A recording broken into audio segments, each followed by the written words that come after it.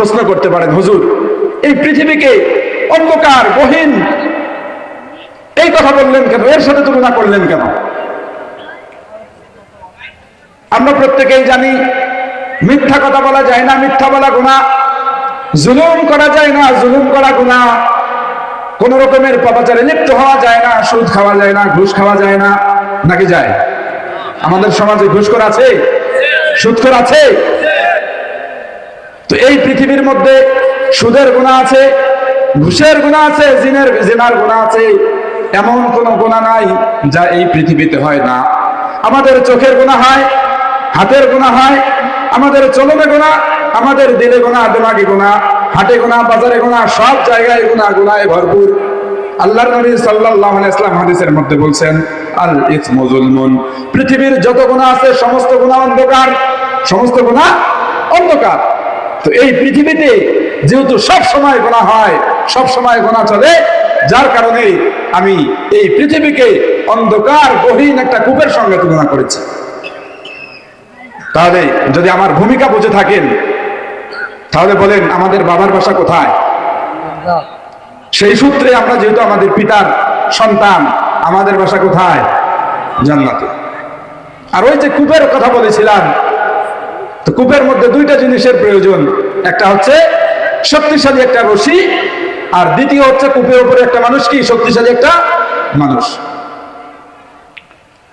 সম্মানিত ভাইয়েরা, কোন মানুষ যদি কূপের মধ্যে পড়ে যায় আর এই মানুষটাকে যদি বাঁচানোর প্রয়োজন হয়, তাহলে দুইটা জিনিসের প্রয়োজন, এক হচ্ছে শক্তিশালী রশি, আর একটা হচ্ছে কূপের উপরে শক্তিশালী সবল একজন মানুষ।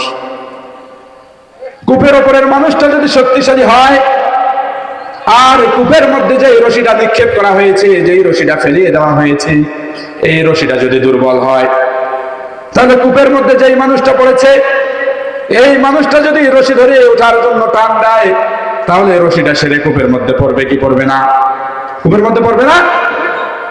আবার রশিটা যদি শক্তিশালী হয়, খুবই মজবুত হয়, কিন্তু কূপের উপরে যেই মানুষটা আছে, সেই মানুষটা যদি দুর্বল হয়, আর কূপের মধ্যে থাকা মানুষটা যদি রশি ধরে টান দেয়, তাহলে উপরের মানুষটা সহ কূপের মধ্যে পড়ে যাবে। যাবে কি যাবে না?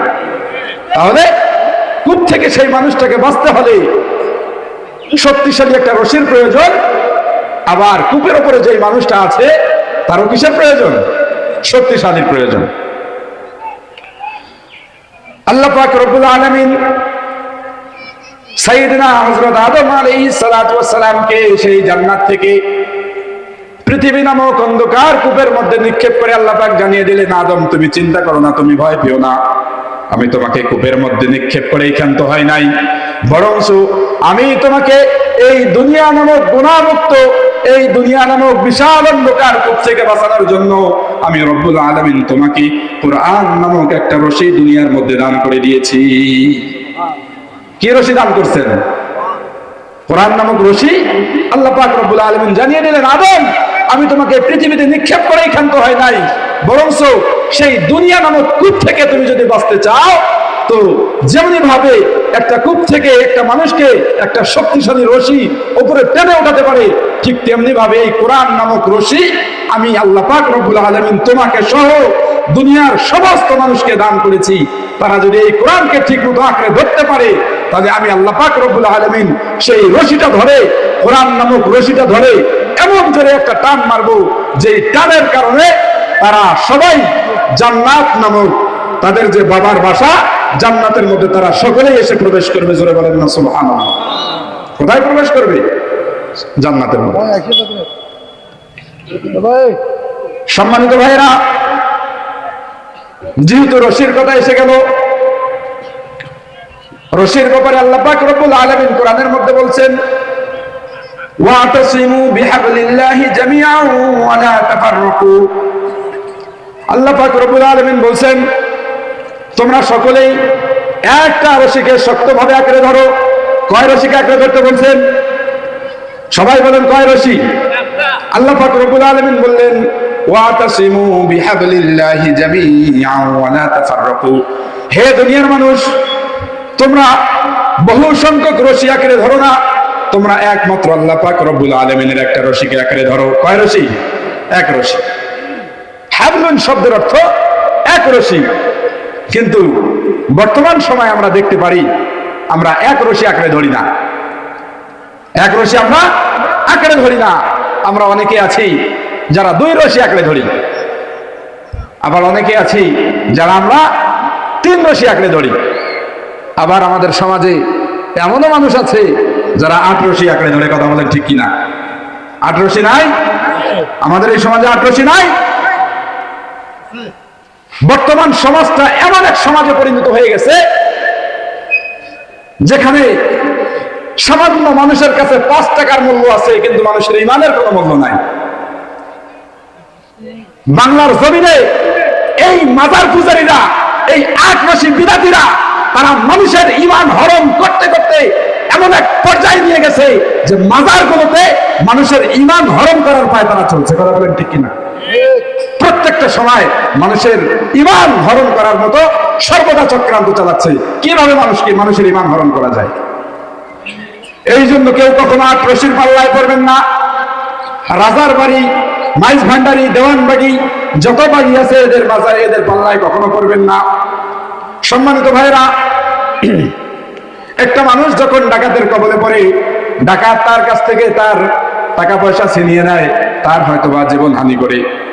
কিন্তু আজকের মাহফিলে স্পষ্টভাবে বলতে চাই, একটা মানুষ যদি কোনো মাজার পূজারি, কোন কবর পূজারি, কোন বেদাতি, কোন ভণ্ডামি, কোন 8 রশির পাল্লায় পড়ে যায়, আল্লাহ পাক রব্বুল আলামিনের সবচাইতে দেওয়া বড় নিয়ামত ঈমান নামক যেই দৌলত আল্লাহ পাক রব্বুল আলামিন দান করেছেন, ওই মাজারের মধ্যে গিয়ে সেই ঈমানটা হারিয়ে ফেলে চলে আসবে। আমরা কি আমাদের ঈমান হারাইতে চাই? আমাদের ঈমান আমরা হারাইতে চাই না। আপনারা ইতিপূর্বে দেখেছেন বিভিন্ন মাজারিরা, বিভিন্ন আউন ফাউন বাউলেরা আমার রাসূলকে নিয়ে, আমার আল্লাহকে নিয়ে, আমার আল্লাহর এই কালামকে নিয়ে কটাক্ষ করে। একজন মুসলমান যার শরীরে লা ইলাহা ইল্লাল্লাহ, যেই মুসলমান একবার বলেছে, যার শরীরে রাসূলের মুহাব্বত আছে, যে দাবি করে যে আমি মুসলমান, তার শরীরে এক বিন্দু রক্ত থাকা অবস্থায়ও কোন মাজারিরা, কোন ভণ্ড, কোন বাতিল, কোন তাগুত আমার আল্লাহকে নিয়ে কটূক্তি করতে পারে না।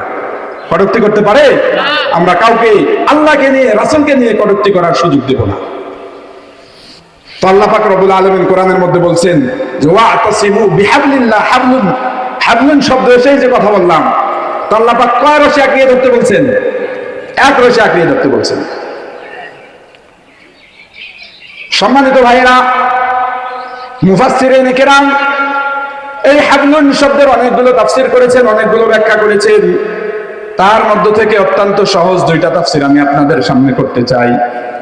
আল্লাহ পাক রব্বুল আলামিন যে বললেন ওয়াতাসিমু বিহাবলিল্লাহি জামিআন ওয়া লা তাফাররাকু, তোমরা এক আল্লাহর রশিকে আঁকড়িয়ে ধরো। কয় আল্লাহর রশি?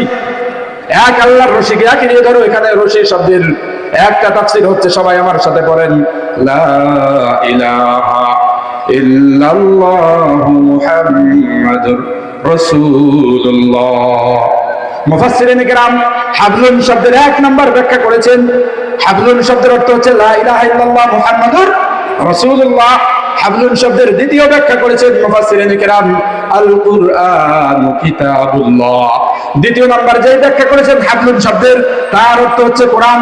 তার মানে ওয়াতাসিমু বিহাবলিল্লাহ, তোমরা আল্লাহর কোরআনকে ভালোভাবে আঁকড়িয়ে ধরো। কাকে আঁকড়িয়ে ধরতে হবে? আল্লাহর কোরআনকে ভালোভাবে আঁকড়িয়ে ধরতে হবে। তাহলে সম্মানিত হাজিরিন, আল্লাহ পাক রব্বুল আলামিন এই যে পৃথিবী নামক অন্ধকার কূপের মধ্যে যে কোরআন নামক রশি পাঠিয়ে দিলেন আমাদের নাজাতের জন্য, আমাদের মুক্তির জন্য, এই রশি আঁকড়ে ধরার দরকার আছে না নাই? একটু জোরে বলেন না, আছে না নাই? এই রশি যদি আমরা আঁকড়ে ধরতে পারি তাহলে আমাদের নাজাত সুনিশ্চিত। বর্তমান সমাজে কিছু মানুষকে দেখবেন কোরআনের মাহফিল তাদের কাছে ভালো লাগে না, কোরআনের কথা শুনলেই তাদের শরীরের মধ্যে আগুন লেগে যায়।